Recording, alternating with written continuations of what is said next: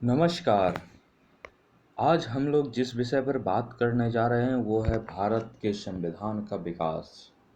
ये भारत का संविधान किस प्रकार से बना, कैसे अंग्रेज भारत आए, उन्होंने क्या रखा, कैसे कंपनी का रूल एस्टेब्लिश हुआ और फिर जो ट्रांसफ़र ऑफ पावर है वो कंपनी से वहाँ के किंग तक कैसे पहुँचा और कौन कौन से वो मूवमेंट हुए जिसके कारण भारत को आज़ादी मिली, भारत आज़ादी के अंतिम पड़ाव तक पहुंचा और फिर भारत खुद एक अपना संविधान बनाया जो कि 26 जनवरी 1950 को लागू हुआ।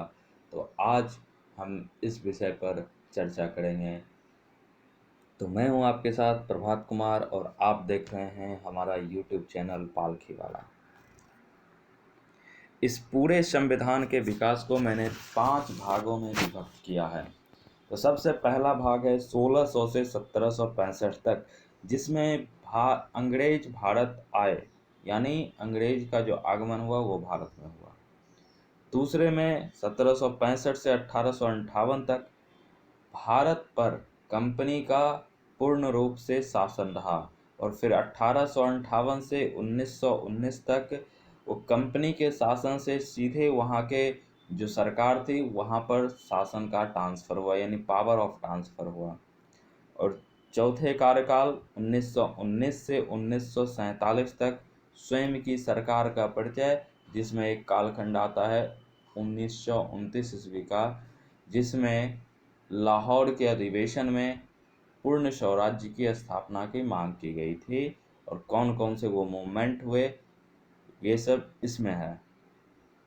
और अंतिम में 1947 से 1950 तक का कालखंड, जिसमें 2 वर्ष 11 महीने और 18 दिन के अथक परिश्रम के बाद भारत का संविधान बन करके तैयार हुआ, जो कि भारत में लागू हुआ 26 जनवरी 1950 को। तो इस विषय पर हम लोग आज जानेंगे। तो बात करते हैं उस दिन की जिस दिन इंग्लैंड में, ब्रिटेन में ये घोषणा की गई कि एक कंपनी बनेगी जो कि बाहर जा कर के अपना व्यापार करेगी, पूर्व में जा कर के अपना व्यापार करेगी और उस कंपनी का एकमात्र उद्देश्य होगा कि धन कमाओ। और ये घोषणा यूं ही नहीं कर दी गई। इसके लिए इस पीछे का मुख्य कारण जो है वो हमें 1 साल पीछे जा कर के पता चलेगा, जब 1599 में एक अंग्रेज व्यक्ति भारत आया जिसका नाम था जॉन मिलैंड हॉल। ये भारत आया, ये भारत की समृद्धता को देखता है। भारत पूर्ण रूप से सुखी संपन्न रह रहा था। ये बात अलग है कि कहीं कहीं पे मुगलों का अत्याचार बहुत बढ़ चुका था, लेकिन उसने देखा कि व्यापार की दृष्टि से ये काफ़ी समृद्ध है। सांस्कृतिक दृष्टि से इसमें काफ़ी परेशानियां, लेकिन व्यापार की दृष्टि से ये हमारे लिए एक बड़ा मुनाफे का अड्डा हो सकता है।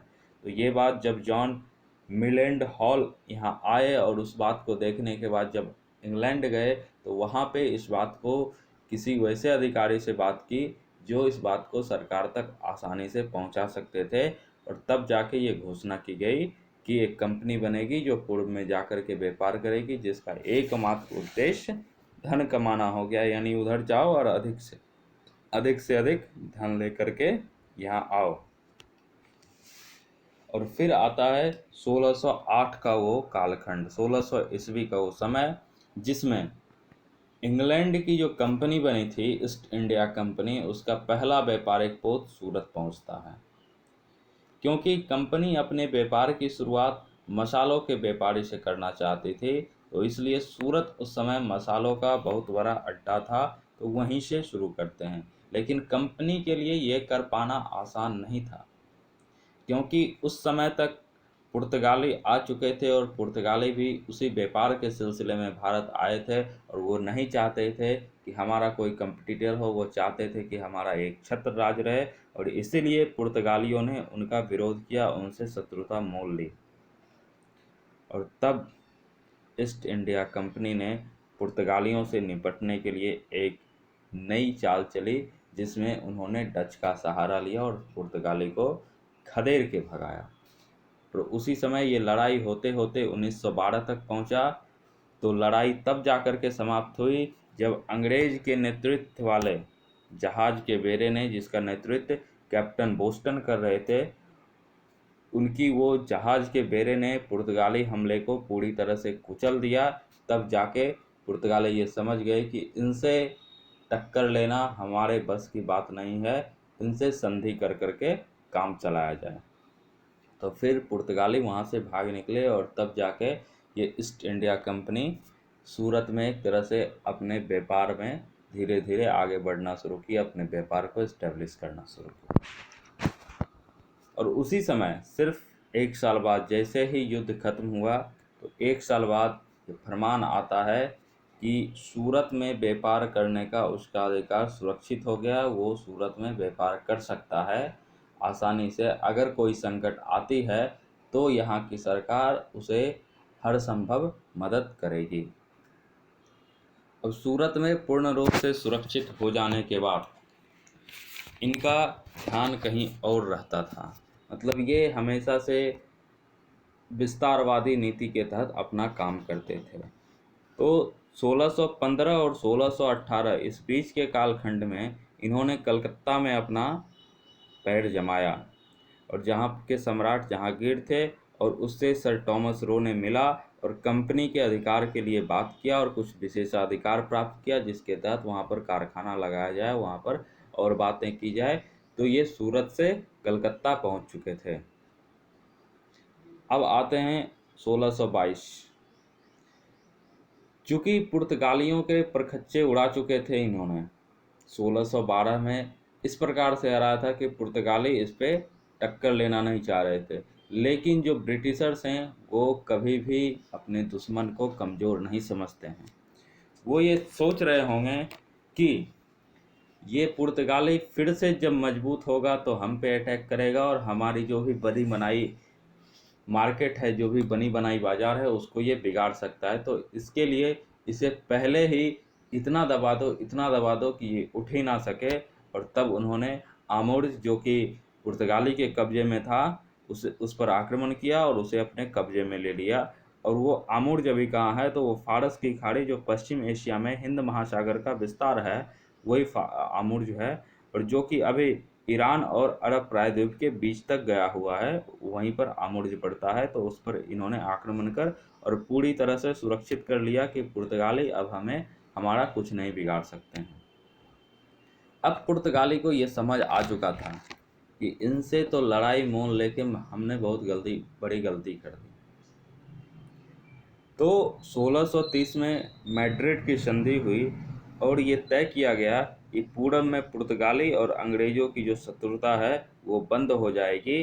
और ये संधि में दोनों जो थे मुख्यकर्ता, उन्होंने हस्ताक्षर किया और ये संधि तय हुई कि कोई एक दूसरे को हानि नहीं पहुंचाएगा, आसानी से अपना व्यापार चलाएगा।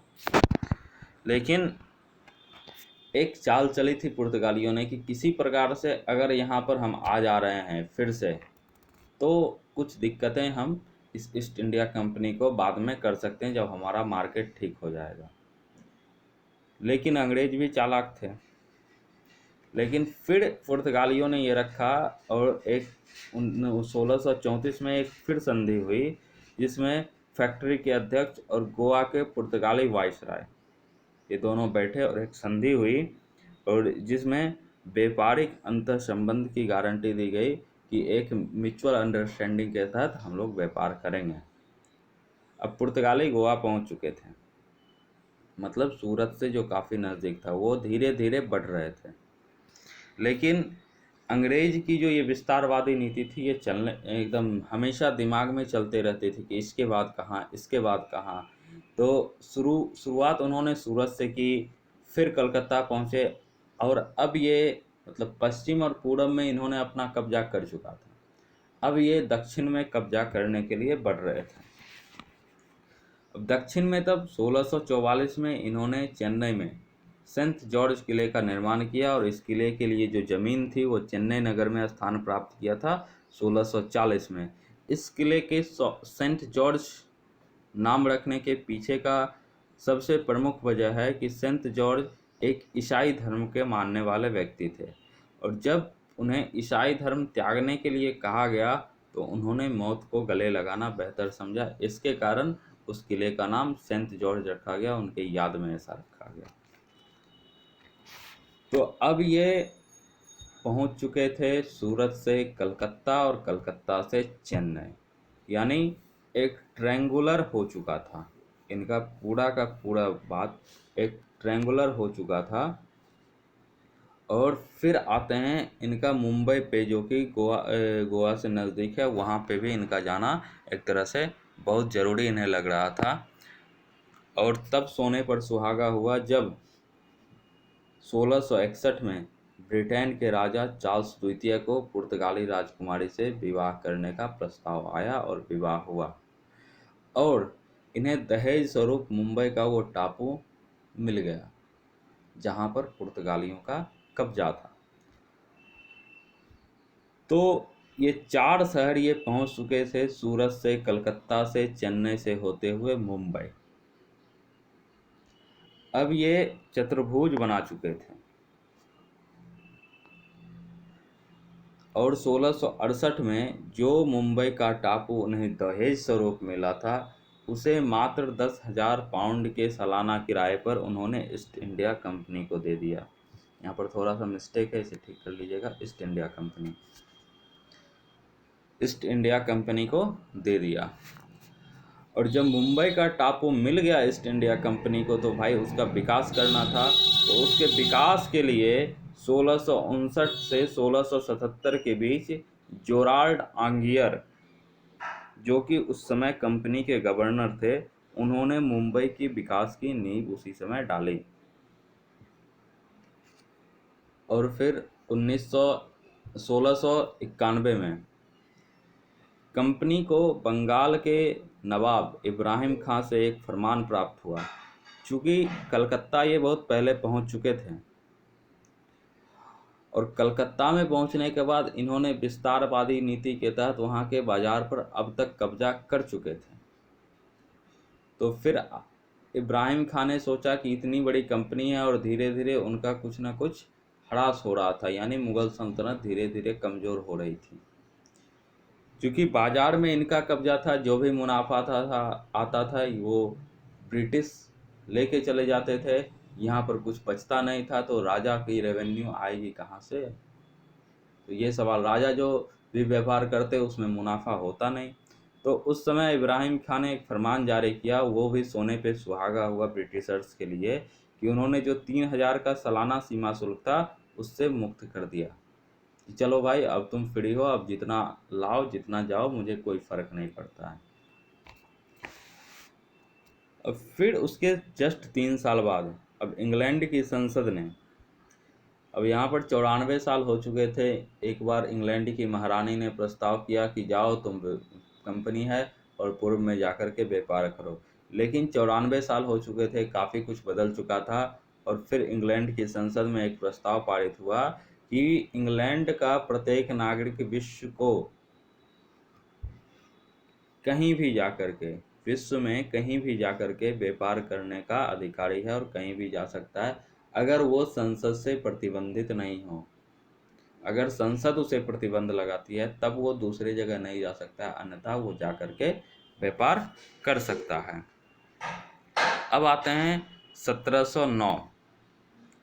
अब चूंकि 1994 में ये बातें तय हो चुकी थी कि इंग्लैंड का कोई भी व्यक्ति कहीं भी जाकर के व्यापार कर सकता है, तो 1698 में एक कंपनी बनी, the English company trading to the East Indies, ये नामक एक कंपनी बनी, और उसने फिर भारत आया और उसने भी भारत में व्यापार करना शुरू किया।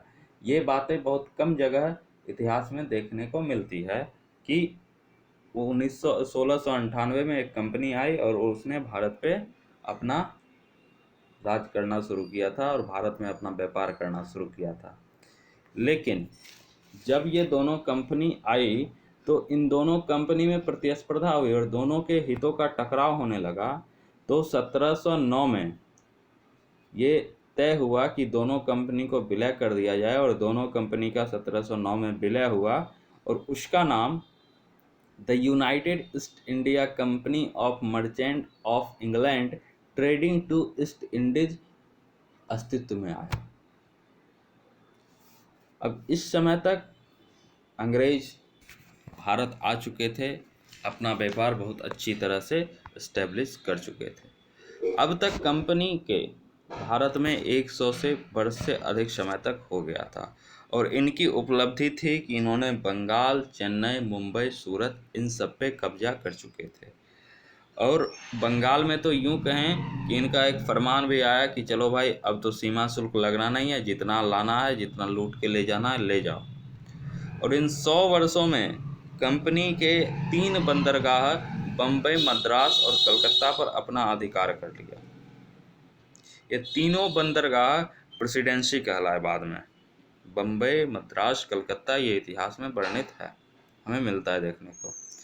और इसमें से प्रत्येक का प्रशासन कंपनी के कोर्ट ऑफ प्रोप्राइटर्स द्वारा नियुक्त एक गवर्नर को दिया गया कि वो जो कोर्ट ऑफ प्रोप्राइटर जो होंगे वही ये सारे बंदरगाह के हेड होंगे और उसका संचालन करेंगे। अब जो है ये गवर्नर जो है इसका संचालन करते थे और वो हॉल स्ट्रीट स्थित एक कार्यालय जो कि इंग्लैंड में था वहाँ उनको रिपोर्ट देना होता था कि किस प्रकार से कहाँ पे क्या जा रहा है, कहाँ से क्या आ रहा है। यानी बंदरगाह की पूरी रिपोर्ट या जो कहे मेन ऑफिस था वो हॉल स्ट्रीट में था। तो धीरे धीरे अपना व्यापार बढ़ाते गए और इधर जो मुगल सल्तनत थी जो कि भारत पे राज कर रही थी वो धीरे धीरे कमज़ोर होती चली गई और इन सब छोटे छोटे राज्यों में एकता भी नहीं थी।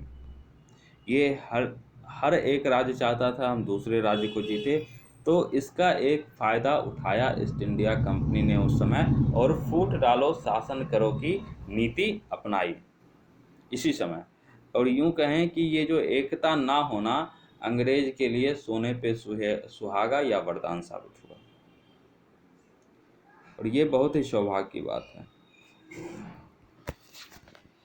तब आते हैं धीरे धीरे करके इन्होंने अपनी शक्ति बढ़ाई, अपना विस्तारवादी नीति बढ़ाया और तब जाके 1757 में पलासी का युद्ध हुआ जिस समय बंगाल का नवाब सिराजुद्दौला था और उसके सेनापति मीर जाफर थे, जिसमें अंग्रेजों की जीत हुई। और जीत हम उसे नहीं कर सकते हैं, उसे हम अंग्रेजों की कायरता कर सकते हैं कि उसने लड़ के नहीं जीता, फूट डालो और शासन करो की नीति पे अंग्रेज चल करके और उसके सेनापति मीर जाफर को अपने में मिला लिया और तब जाके वो मीर जाफर नवाब सिराजुद्दौला से दगाबाजी कर गया और अंग्रेजों के साथ मिल गया, जिसके कारण बंगाल के नवाब सिराजुद्दौला को हार हुई। और इसके पीछे का मुख्य कारण मीर जाफर को अंग्रेज से मिलने का मुख्य कारण यह था कि अंग्रेज उसे प्रलोभन दिए थे कि अगर युद्ध में जीत जाता हूं तो तुम्हें बंगाल का नवाब बना दूंगा। और जैसे ही युद्ध जीता गया वैसे ही मीर जाफर का पुत्र मरीन ने नवाब की हत्या कर दी और इस प्रकार छल कपट कर रॉबर्ट क्लाइव जो उस समय अंग्रेज की तरफ से सेनापति था वो प्लासी का युद्ध जीता, ऐसा लिखा गया है इतिहास में। और फिर जो मीर जाफर है वहाँ का नवाब बनता है और यूं कहें कि अंग्रेजों की कठपुतली बनता है। अब अंग्रेजों की कठपुतली बनने के बाद मीर जाफर अंग्रेज की मनमानी मांगों को पूरा करने लगा और जब पूरा ना कर सका तो मीर जाफर को हटा करके अंग्रेजों ने मीर जाफर के दामाद मीर कासिम को वहाँ का नवाब बना दिया। फिर मीर कासिम के साथ भी वही स्थिति उत्पन्न हुई, तो फिर उसके कारण मीर कासिम वहाँ से भाग करके और बक्सर आता है और बक्सर में शाह आलम द्वितीय के सहयोग से अंग्रेज को बंगाल से बाहर निकालने की योजना बनाता है। अब वो आ चुके थे कहाँ, तो बक्सर। अब बक्सर में जब आ चुके थे और अंग्रेजों को ये मालूम चल चुका था कि ये बक्सर में ये योजना बना रहे हैं कि हमें यहाँ से निकाला जाए, तो फिर इन्होंने उससे लड़ाई करने की ठानी, अंग्रेज ने लड़ाई करने की ठानी, और तब जाकर के फिर बक्सर का युद्ध हुआ और जिसमें अंग्रेजों की जीत हुई।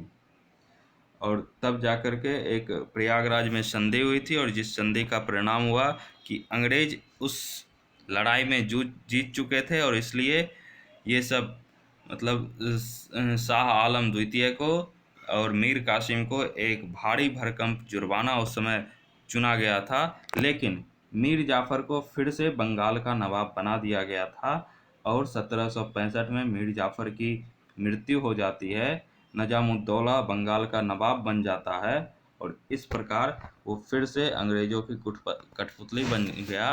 और ये पूरी कहानी थी जो 1600 से 1765 तक की थी। किस प्रकार से अंग्रेज भारत आए, किस प्रकार से उन्होंने व्यापार किया, और कैसे अलग अलग राजाओं को तोड़ करके और अपनी विस्तारवादी नीति के तहत पूरा चीज़ अपनाया। और अगले वीडियो में हम लोग देखेंगे कि अब अंग्रेजों के सामने चुनौती आनी शुरू हो गई थी। वो पूरे शासन तंत्र को अपने हाथ में लेना चाह रहे थे। तो फिर अंग्रेजों के सामने चुनौती थी, इसलिए उन्होंने शासन में करने में प्रवेश किया, और फिर किस प्रकार से शासन किया वो हम लोग अगले वीडियो में देखेंगे। तो ये पहला कालखंड था। अगले वीडियो में हम लोग 1765 से लेके 1858 तक की चर्चा करेंगे। तब तक के लिए धन्यवाद, और फिर मिलेंगे अगले वीडियो में अगले सीरीज के साथ।